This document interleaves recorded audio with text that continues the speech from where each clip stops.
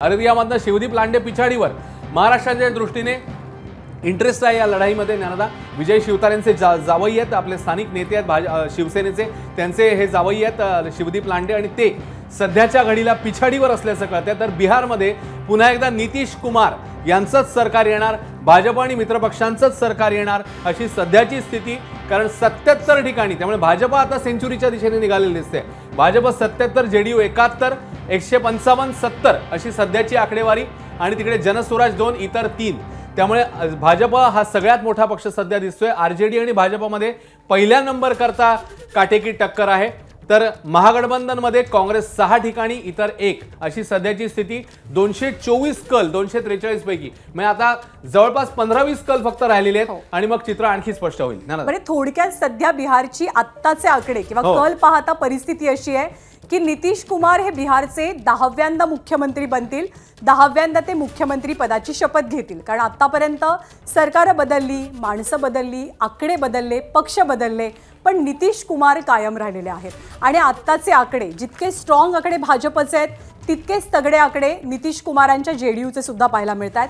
याची चर्चा निवडणुकीदरम्यान सातत्यानं झाली की चेहरा जर एनडीएनं कुणाचा पुढे केलाय तर तो निर्विवादपणे नितीश कुमारांचा पुढे केला गेला. त्यांच्या चेहऱ्यावरती निवडणुका एनडीए लढलेली जरूर आहे, पण हा प्रश्न सातत्यानं चर्चेत आला, विचारला गेला की निवडणुकांनंतर जर बहुमत मिळालं तर एनडीएचा मुख्यमंत्री पदाचा चेहरा सुद्धा नितीश कुमारच असतील का. पण फार सावधपणे, फार इंटरेस्टिंगली भाजपचे वरिष्ठ नेते त्यांनी कायमच या प्रश्नाला बगल दिली. पण आत्ताचे जे कलांचे आकडे आहेत त्यानुसार जितकी भाजप स्ट्रॉंग आहे, जितकी भाजप बळकट आहे आकड्यांच्या बाबतीत बिहारमध्ये, तितकीच नितीश कुमारांची जेडीयू सुद्धा आपल्याला बळकट पाहायला मिळते. समसमान आकडे जवळपास दोन्ही पक्षांचे आहेत. 160 जागांवरती एनडीएची घौडदौड पाहायला मिळते कलांच्या बाबतीमध्ये. त्यामुळे जर फार बिहारची समीकरणं बदलली नाहीत, फार काही उलथापालथ झाली नाही, तर नितीश कुमार पुन्हा एकदा मुख्यमंत्री बनणार बिहारचे, हे मात्र जवळपास निश्चित मानलं जात आहे. आणि हे खूप महत्त्वाचं म्हणावं लागेल संपूर्ण देशपातळीवरचा विचार करता की नितीश कुमारांचा चेहरा, नितीश कुमार हे 2014 साली खरं तर मोदींचे सर्वात कट्टर विरोधक म्हणून ओळखले जायचे. पण बरीचशी गणितं बदलली आणि ते मोदींच्या बाजूला जाऊन बसले. त्यानंतर जेव्हा इंडिया आघाडीचा विषय चर्चेत आला, कारण मोदींसोबत ते गेले, पुन्हा एकदा त्यांचं बिनसलं, मग जेव्हा इंडिया आघाडीच्या स्थापनेचा विषय आला तेव्हा सगळ्यात मोठा पुढाकार कोणी घेतला होता, लीड कोणी केलं होतं, तर ते नितीश कुमारांनी केलेलं. पण त्यानंतर पुन्हा बिहारची गणितं बदलली. बिहारमध्ये भाजप आणि नितीश कुमार यांनी हातमिळवणी केली, तेजस्वी यादव यांना सत्ता गमवावी लागली आणि नितीश कुमार पुन्हा एकदा भाजपच्या जोडीनं बिहारमध्ये सत्ता उपभोगतात किंवा ते बिहारचे मुख्यमंत्री आहेत, हे चित्र आपल्याला पाहायला मिळालं. ज्यामुळे खरं तर अर्थात भूमिका बदलल्यामुळे सातत्यानं नितीश कुमार यांच्यावर टीका झाली. पण आत्ता चित्र असं आहे, 160 जागांवरती एनडीए आघाडी घेतली आहे. नितीश कुमारांचा पक्ष 72 जागांवर आघाडीवर आहे, भाजप वैयक्तिकरित्या 81 जागांवर आघाडीवर आहे. आरजेडीची आघाडी कमी झाली आहे, ती 50 जागांपर्यंत आली आहे. त्यामुळे पुन्हा एकदा नितीश कुमारांचं सरकार, एनडीएचं सरकार, भाजप आणि नितीश कुमारांचं सरकार, हे चित्र कदाचित बिहारमध्ये आपल्याला पाहायला मिळेल. आणि 100चा गॅप आहे ज्ञानदा. आता मग अशी आपण म्हणत होतो दुप्पट, पण आता 60 आणि 160 असा फरक जो आहे तो बघायला मिळतोय. 227 कल सध्या समोर येत आहेत, ज्याच्यामध्ये 60 कल जे आहेत ते महागठबंधनच्या बाजूने आहेत, तर 160 कल हे एनडीएच्या बाजूने आहेत. त्यामुळे इतका मोठा फरक आता भरून काढणं हे खरंच एक आव्हानात्मक असेल आपल्याला. मग असं म्हणावं लागेल की महागठबंधनसाठी एक मोठं चॅलेंज आहे. पण सध्याच्या घडीला भाजप 81 सगळ्यात मोठा पक्ष, नंबर 1 पक्ष जर इंडिव्हिज्युअल परफॉर्मन्स, वैयक्तिक कामगिरी म्हटली तर दुसऱ्या नंबरला सध्या नितीश कुमारांचा पक्ष आहे आणि तिसऱ्या नंबरला आहे तेजस्वी यादव यांचा पक्ष. तर काँग्रेस सध्या 8 ठिकाणी आघाडीवर असल्याचं चित्र आहे.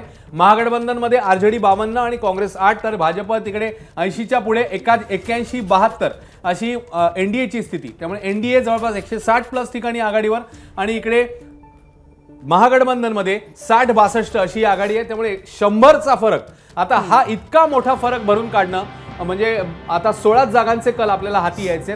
त्यामुळे जसं आपण म्हटलं की जर मोठा उलटफेर झाला नाही तर हे आता चित्र जवळपास स्पष्ट आहे की एनडीए आता सत्ता स्थापन करेल.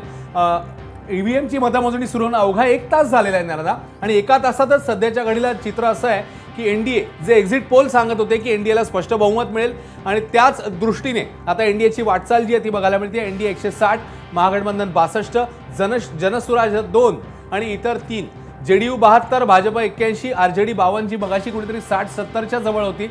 आणि आता आरजेडीचे आकडे देखील खाली गेलेले दिसतात. त्यामुळे एनडीएने तिकडे देखील कुठेतरी आघाडी घेतलेली दिसते. 227 कल हाती आले आहेत 243 पैकी. सध्याच्या कलांवरनं आपण हे म्हणू शकतो किंवा सध्याच्या आकड्यांवरनं आपण हे म्हणू शकतो की बिहारमध्ये अँटी इन्कम्बन्सी या नावाचा कुठलाही फॅक्टर सध्या तरी आपल्याला दिसत नाहीये. जे मतदान वाढलं त्या मतदानाचा फायदा कोणाला झाला तर तो एनडीएला झाला, भाजपला झाला आणि तो जेडीयूला झाला. त्याचबरोबर महिला मतदार 71% मतदान जवळपास महिला मतदारांनी नोंदवलंय.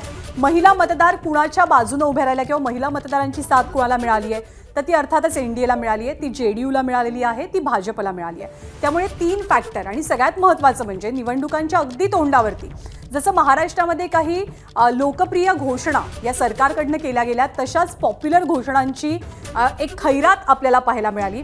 त्यामुळे आता बिहारच्या निवडणुकानंतर जे चित्र स्पष्ट होणार आहे त्यानंतर देशभरावरच्या पातळीवरती याची सुद्धा चर्चा नक्की होईल की जे फ्री बीचचं राजकारण ज्याची चर्चा गेले काही दिवस सातत्यानं राजकीय तज्ज्ञांकडनं केली जाते ते फ्री बीचचं राजकारण सगळी गणितं बदलवणारं राजकारण ठरतंय का. आता बिहारमध्ये सुद्धा जेव्हा निवडणुका अगदी तोंडावरती होत्या तेव्हा सत्ताधाऱ्यांकडनं काही मोफत योजनांची घोषणा आणि तीही खास करून महिला वर्गासाठी करण्यात आली.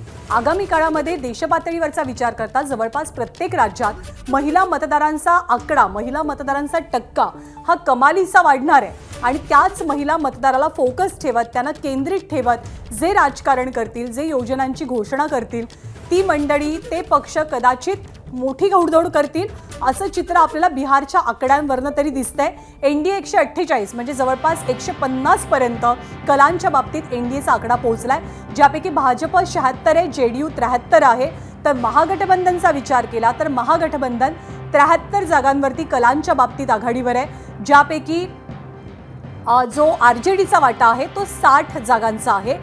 तेजस्वी यादव यांनी सुरुवातीच्या काळामध्ये कलांच्या बाबतीत खूप मोठी आघाडी घेतली पण आता कुठेतरी त्यांची पिछाडी पाहायला मिळते.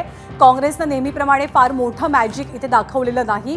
एनडीएचा विचार केला तर दोघेही जण म्हणजे भाजप आणि जेडीयू समसमान जागांवरती निवडणूक लढवतात, 101 जागांवरती.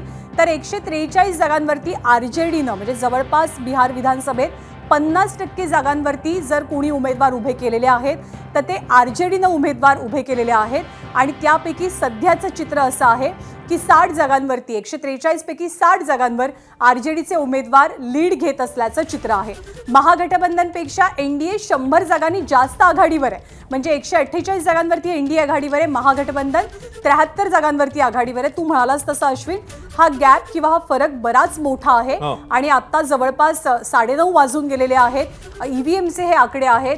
ही पिछाडी भरून काढणं वाटतं तितकं निश्चितपणे सोपं नाहीये. खरं, कारण आता जर टोटल आपण बघितली 243 जागांपैकी 230 जागा म्हणजे जवळपास 80-90% जागांचे कल आपल्या हाती आलेले आहेत आणि आता 10 ते 12 जागा जेमतेम उरलेल्या आहेत जिकडे कल यायचे.